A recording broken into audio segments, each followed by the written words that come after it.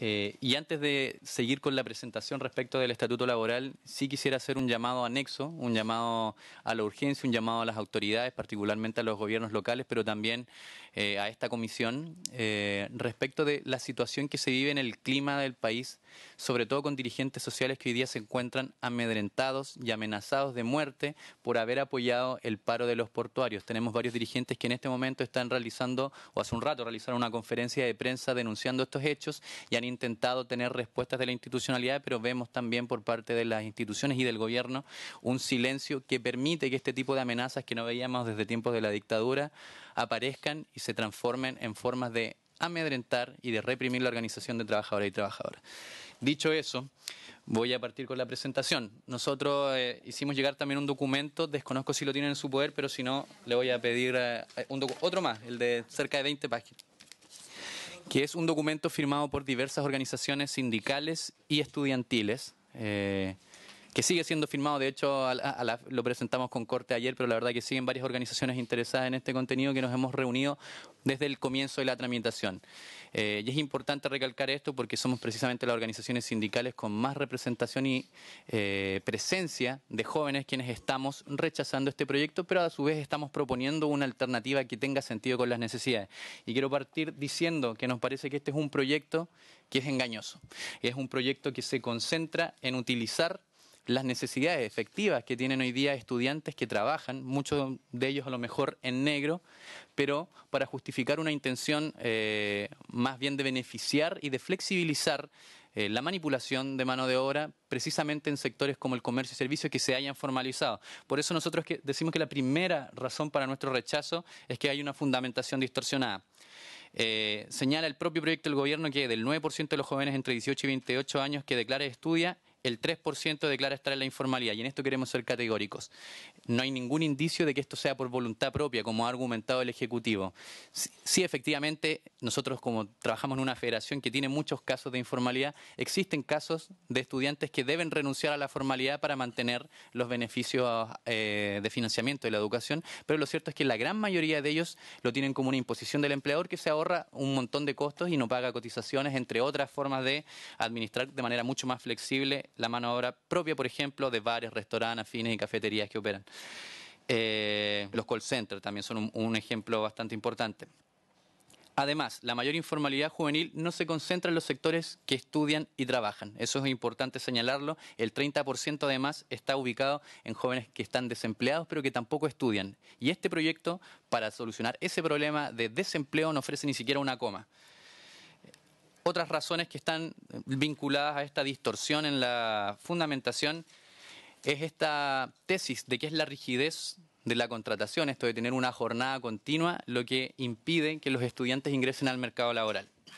La verdad es que hoy en día, en muchos sectores formalizados, como empresas como la que pertenezco, trabajo yo, Starbucks, o en el sector del retail, existen numerosas jornadas part-time, incluso jornadas que trabajan todos los sábados y todos los domingos, que son contratados expresamente para trabajar los fines de semana y que permiten compatibilizar estudios y trabajo. Esta idea de que la jornada debe ser interrumpida para que el joven pueda compatibilizar estudio y trabajo, nosotros la rechazamos categóricamente. Hemos hecho además las indagaciones pertinentes en nuestras propias bases, como mencioné, 2.500 trabajadores formalizados e informalizados, y podemos sostener que esa no es la necesidad real de quienes estudian y trabajan. De hecho, los propios datos de la encuesta que hacen revelan que solo el 1% de los jóvenes declara que no le acomodan los horarios y que por esa razón no ha ingresado al mercado laboral, contrario a lo que señala el gobierno.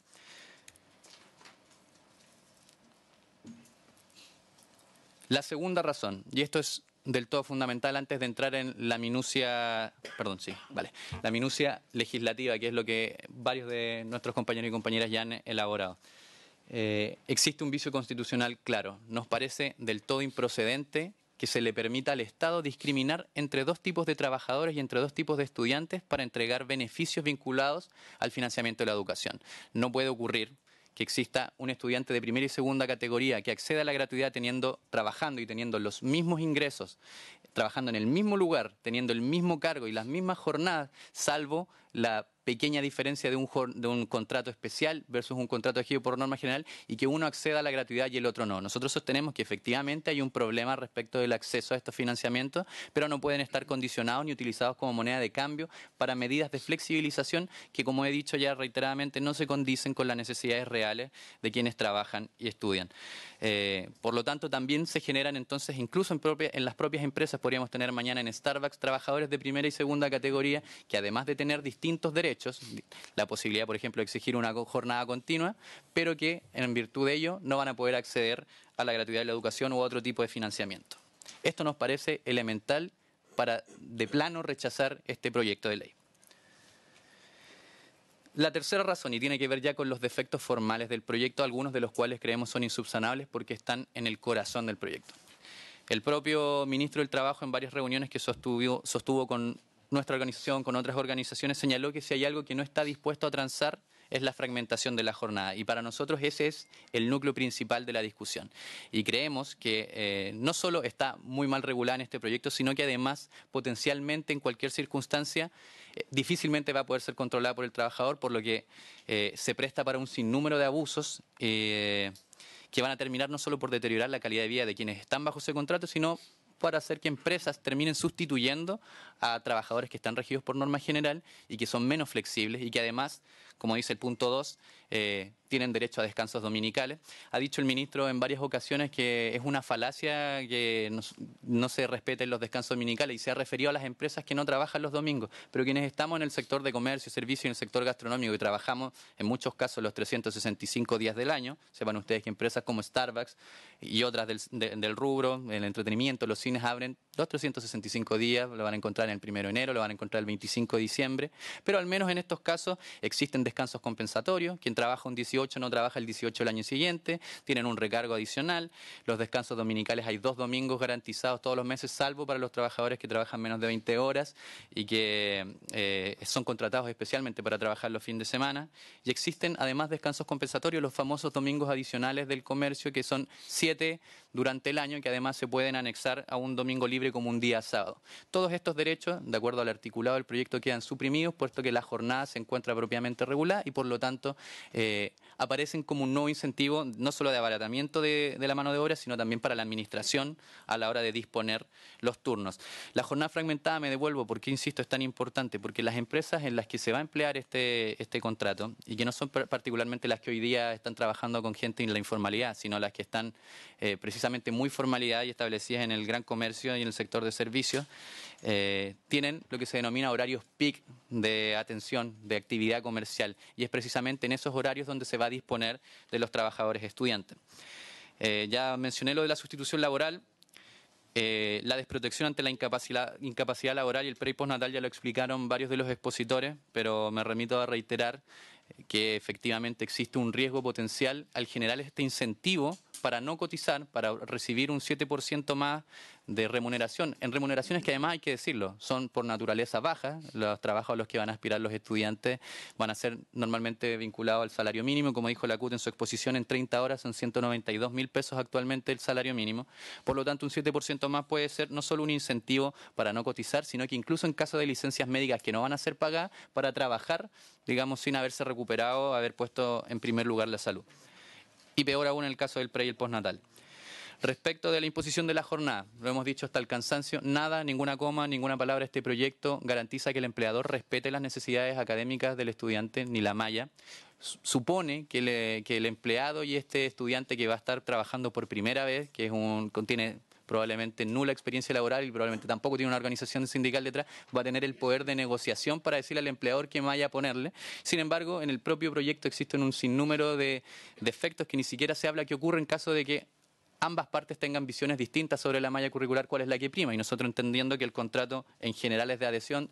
lo que señalamos es que va a ser una imposición del empleador. Respecto de un fraude contractual, se ha mencionado, lo mencionó Arturo Martínez, existen 120 días, 4 meses para certificar la calidad de estudiante. No obstante, esto se puede extender por 3 meses más, si es que existe algún papel que certifique que está en tramitación la obtención del certificado. En la práctica, lo que sabemos que puede ocurrir es que se puede generar un fraude contractual donde durante 7 meses trabajadores que ni siquiera son estudiantes se les pueda extender esta oferta laboral que, como hemos dicho, es más precaria y más rentable.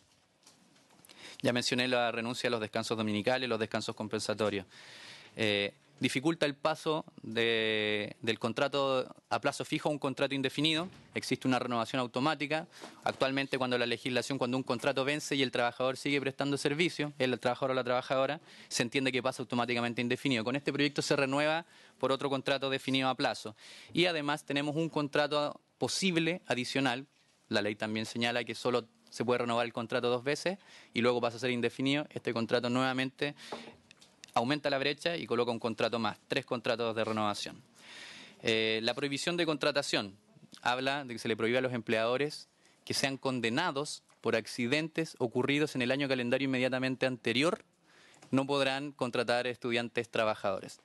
Bueno, es prácticamente imposible que un accidente que ocurra en el año anterior se condene en un lapso de 365 días, por lo tanto esta es letra muerta, de acuerdo a los procedimientos que rigen este tipo de procedimientos, es absolutamente o altamente improbable, si no imposible, que exista una condena ejecutoriada o que también no existan entre medio otras formas de soslayar la condena, como por ejemplo allanarse, y eso permitiría que, por ejemplo, una empresa condenada hoy día por un accidente laboral ocurrido en el 2017 pueda contratar estudiantes trabajadores. Y sin perjuicio de eso también señalamos que no existe ninguna mención respecto a las empresas que violan derechos fundamentales, uno de los cuales tiene que ver con la libertad sindical, pero no es el único, existen un montón de otros derechos fundamentales que nos parece que es además sumamente nocivo que se le entregue a este tipo de empresas la responsabilidad de este tipo de contratos de personas que van a entrar por primera vez a laborar. De acuerdo a la normativa, solo se otorga un permiso durante toda la relación laboral para exámenes, que tampoco está muy regulado, y los defectos en los periodos de receso, que también ya los mencionó acá Sergio, compañero de la CONATRACOPS, es que efectivamente existe incluso una imposibilidad, una incertidumbre respecto a las vacaciones, pero además esta posibilidad de extender a 45 horas semanales, pero bajo la misma modalidad del estatuto juvenil, es decir, trabajar 45 horas, pactar horas extraordinarias, pero poder seguir teniendo jornada fragmentada, digamos, renunciar a los domingos libres, a los descansos dominicales, a los recargos, etcétera, y todo lo que ya mencioné, pero con 45 horas. Eso demuestra, a nuestro juicio, además, que la intención no era proteger solo la vida académica, si que lo podemos extender en los periodos de receso académico, claramente se revela con mucha más claridad que la intención es precisamente flexibilizar la jornada. Nosotros entonces, como he dicho, y espero que puedan leer este documento que les adjuntamos, que tiene no es la presentación PowerPoint, sino que es una carta de cerca de 12 páginas donde están detallados minuciosamente los puntos que acabo de citar y que además tiene representación firma por parte de la CONFECH, de federaciones de estudiantes de todo Chile y de sindicatos que representan a la juventud también a lo largo de todo Chile. Esperamos que lo puedan leer, estudiar, para que entiendan las razones por las que creemos que este proyecto no puede salir de este segundo trámite, pero sí creemos que existe la necesidad de regular sobre esta materia. Y para eso también en el mismo documento adjuntamos una propuesta de una reforma escueta al Código del Trabajo, particularmente en la zona de las jornadas parciales, que permita generar garantía a quienes estudian y trabajan de manera universal, sin establecer estas discriminaciones que ya hemos dicho nos parecen además inconstitucionales, donde se establezca el respeto por las mallas académicas y los tiempos de traslado que van a tener quienes estudian y trabajan, y donde además existen estos permisos garantizados en épocas semestrales de examen. Volver a recalcar, si podéis cambiar,